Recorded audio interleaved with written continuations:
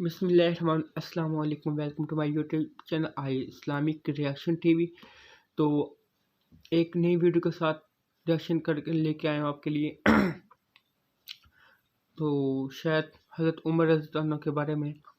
تو علماء کرام کا نام ہے حضرت علامہ مولانا رضا ثاقب مصطفی صاحب۔ ایموشنل ہونے والا یہ ہوتا ہے یا نہیں ہوتا، یوٹیوب ویڈیو اینڈ میں پتہ چل جائے گا۔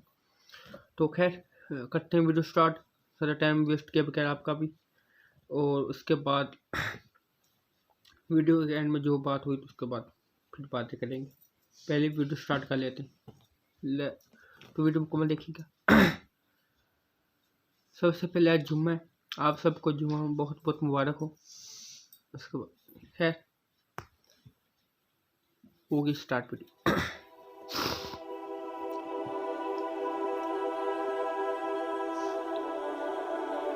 حضرت عمر جن کو تخت حکومت پہ بیٹھتے تھے، اور ان کا تخت کو سونے زبرجد کا نہیں تھا، مسجد نبوی کی چٹائی تھی، اور سارا دن وہاں بیٹھ کے لوگوں کی باتیں سنتے، اور جب رات کے اندھیرے گہرے ہوتے عمر بھیس بدل کے مدینے کی گلیوں کا گشت کرتے۔ کہا تمہارے گھر سے دھواں نکل رہا ہے اور بچے رو رہے ہیں، ان کو کھانا کیوں نہیں دیتی؟ کہنے لگی عمر کی جان کو رو رہی۔ عمر کے پاؤں تلے سے زمین نکل گئی۔ کہا کیا ہوا؟ کہا 3 دن سے ہمارے ہاں کھانے کے لیے کچھ نہیں ہے، روزانہ بچے روتے ہیں، اور میں ہنڈیا کے اندر پتھر ڈال کر کے نیچے سے آگ ڈالتی رہتی ہوں کہ بچے انتظار کر کر کے سو جائیں گے، کم وقت سو بھی نہیں رہے، اور وہ پتھر پکیں گے بھی کیا، اور میں عمر کی جان کو رو رہی ہوں۔ حضرت عمر کا کلیجہ دہلنے لگا، فوراً پلٹے، واپس بیت المال میں آئے، گھی کا ایک کنستر لیا، آٹے کی بوری لی، مرچ مسالہ جات بہت کچھ اٹھایا، اپنے کندھے پہ رکھا، بوری اپنی کمر پہ لا دی۔ عمر بیت المال سے نکلے تو آپ کے خادم اسلم نے دیکھ لیا، آگے بڑھا، کہا میرے آقا میں اٹھاتا ہوں۔ عمر کی آنکھوں میں آنسو ہے۔ کہا اسلم قیامت کے دن میرا بوجھ اٹھا لو گے؟ کہا قیامت کے دن تو اپنا اپنا بوجھ اٹھانا پڑے گا۔ کہا عمر کو آج اپنا ہی اٹھانے دو۔ حضرت عمر وہ گھی کا کنستر اور وہ آٹے کی بوری سر پہ اٹھائے ہیں، اور اس خاتون کے گھر جاتے ہیں اور دستک دیتے ہیں۔ وہ جب دیکھتی ہے اس کی جان میں جان آ جاتی ہے۔ کہا جلدی جلدی آٹا گوندو، اور عمر سبزی کاٹنے لگ جاتے ہیں۔ حضرت عمر رضی اللہ تعالی عنہ سبزی تیار کر دیتے، ادھر آٹا گند جاتا ہے، اور پھر اوپر چولہا رکھا جاتا ہے، چولہے کے اندر آگ رکھی جاتی ہے، وہ کھانا پکانے لگتی ہے، آگ بجھتی ہے۔ تاریخ نے لکھا ہے آگ بجھنے لگتی ہے، عمر جھک کر کے پھونکے مارتا ہے، عمر جھک کے پھونکے مارتا ہے۔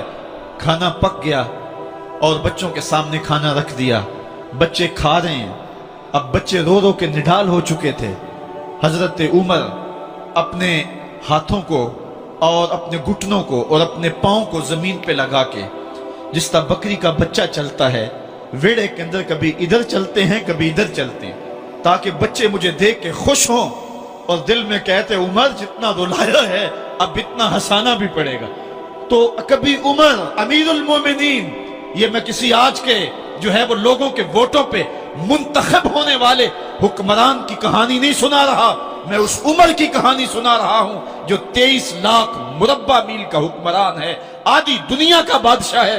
حضرت عمر جو ہے جس طرح بکری کا بچہ چلتا ہے، اس طرح اپنے ہاتھ اور اپنے گھٹنے زمین پہ ٹیک کر کے جو ہے وہ اس طرح چلتے ہیں۔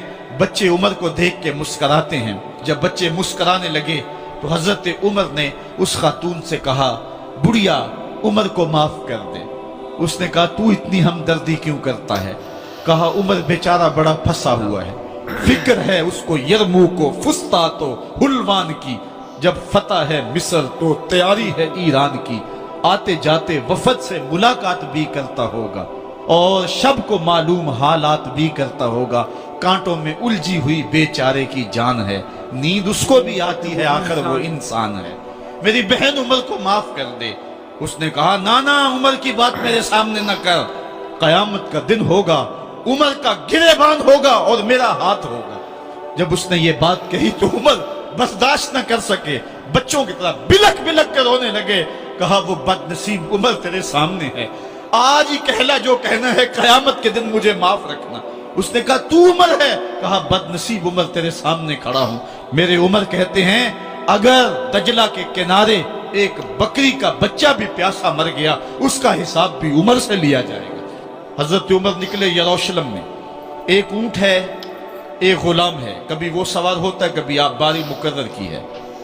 جب قریب پہنچے یروشلم کے تو عمر کی باری نکیل پکڑنے کی اور غلام کی باری اوپر سوار ہونے کی آ گئی. غلام نے کہا آقا میں مرضی سے اپنی باری چھوڑتا ہوں، آپ آ جائیں، دشمنوں کے مفتوحہ علاقے میں آ رہے ہیں، تازہ تازہ علاقہ فتح ہوا ہے، اسلام کی شان و شوکت ظاہر ہو.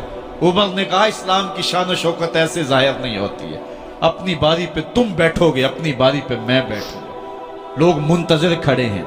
دور سے جب دیکھا کہا اس کی ہیبت سے کانپتے تھے ہم، یہ تو کوئی حبشی لگتا ہے، رنگ کالا ہے، ہونٹ موٹے ہیں، اس سے تو زیادہ حسین اس کا غلام ہے جو آگے آگے چل رہا ہے. حضرت ابو عبیدہ نے کہا دھوکہ کھا رہے ہو، ہمارا آقا وہ نہیں ہے جو اونٹنی کے اوپر سوار ہے، ہمارا آقا وہ ہے جو لگام تھامے آگے آگے چل رہا ہے. حضرت عمر رضی اللہ تعالیٰ عنہ کو آگے بڑھ کے جابیہ کے مقام پہ حضرت ابو عبیدہ بن جراح نے استقبال کیا. تو حضرت عمر آگے بڑھے اور انہوں نے آگے بڑھ کر کے حضرت ابو عبیدہ کے دونوں کندھوں پہ ہاتھ رکھا. اور سنو حضرت عمر نے کیا کہا لا الہ الا اللہ انا کنا اذل قوم فاعزنا اللہ بالاسلام. کہا کہ لا الہ الا اللہ، اے ابو عبیدہ بن جراح ہم ایک ذلیل قوم تھے اور اللہ نے ہمیں اسلام کی وجہ سے عزت عطا کی ہے.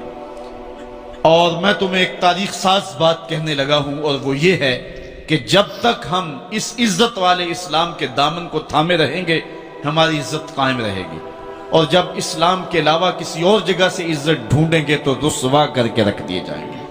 یہ ہے وہ خلاصہ جو حضرت عمر نے امتوں کے عروج و زوال کا بیان کیا ہے.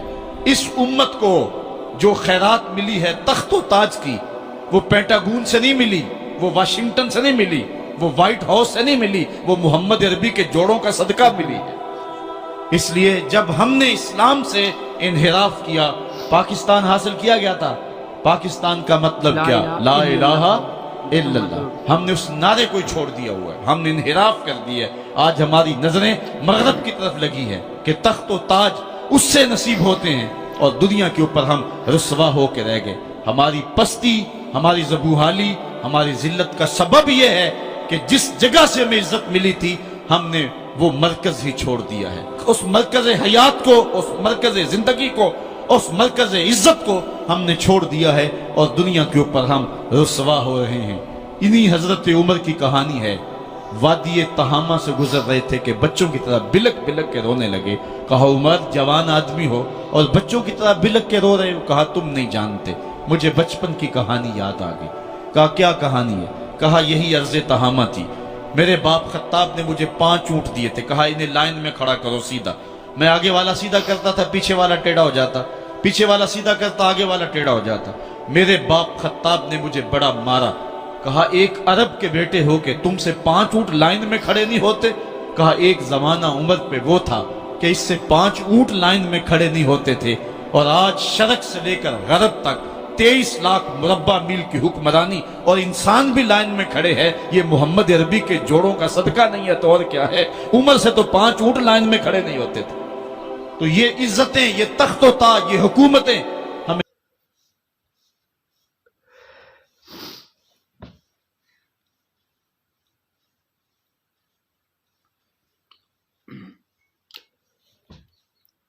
تو یہ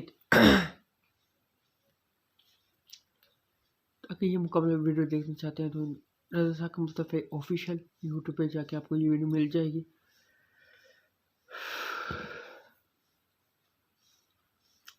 میرے رونگٹے بھی کھڑے ہو سکتے ہیں، دیکھ سکتے ہیں آپ. تو خیر، تو آپ پہلی بھی کہتا ہوں آج جمعہ بہت بہت مبارک. اور ابھی تک آپ نے ہمارے چینل کو سبسکرائب نہیں کیا تو وہ بھی جلدی ہمارے چینل کو سبسکرائب کر لیں. اور ویڈیو اگر اچھی لگی ہو تو پلیز لائک شیئر کمنٹ لازمی کیجیے گا، اپنے دوستوں میں لازمی شیئر کیجیے گا.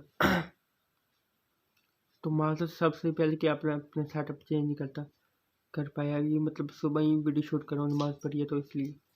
تو آج کوشش کروں گا اپنے سیٹ اپ چینج کرنے کے لیے. تو خیر میں امید کرتا ہوں کہ آپ کے بھی جو اندر سے آواز ہے وہ بھی نکل رہی ہوگی.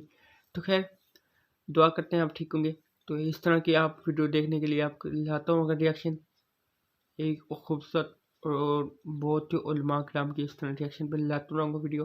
تو خیر تو تب تو دیجیے اجازت، ملتے ہیں اس طرح اگلی خوبصورت پیاری ریئیکشن ویڈیو پر. تو اللہ حافظ.